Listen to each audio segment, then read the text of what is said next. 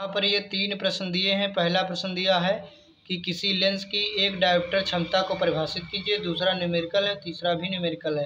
देखिए, एक लेंस की क्षमता, एक डायोप्टर को हम परिभाषित कर रहे हैं कि देखो लेंस की क्षमता का फार्मूला क्या होता है, 1/f, वो भी मीटर में। तो यदि हम f का मान 1 मीटर कर दें यहाँ पर, तो क्या हो जाएगा, 1/1, और लेंस की क्षमता का मात्रक डायोप्टर होता है, तो ये 1 डायोप्टर हो जाएगा। कहने का मतलब यह है कि यदि किसी लेंस की फोकस दूरी 1 मीटर हो तो उसकी क्षमता 1 डायोप्टर होगी। तो ये 1 डायोप्टर की परिभाषा हो गई।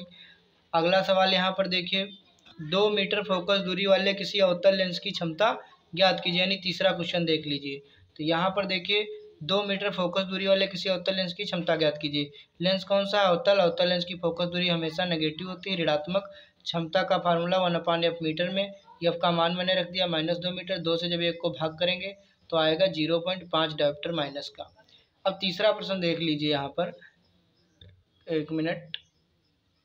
यहाँ पे लिखा है, कोई उत्तल लेंस किसी सुई का वास्तविक तथा उल्टा प्रतिबिंब उस लेंस से 50 सेंटीमीटर दूर बनाता है।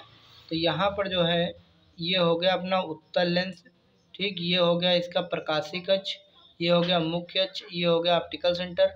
अब देखो, उत्तल लेंस में टोटल 6 प्रतिबिंब बनते हैं, 5 वास्तविक और उल्टा जो इस साइड बनेंगे, और 1 आभासी इस साइड बनता है, जिसमें कि इधर f1 होता है और इधर f2 होता है, इधर 2f1 होता है और इधर 2f2 होता है। इसके आगे अनंत होता है, इसके आगे भी अनंत होता है। कहा है 50 सेंटीमीटर पर जो है प्रतिबिंब बन रहा है। कितने सेंटीमीटर पर, 50 सेंटीमीटर। साथ में ये भी कहा है, यहाँ पे ब्लर कर, साथ में ये भी कहा है कि इसका प्रतिबिंब उसी साइज का बनता है जिस साइज का बिंब है।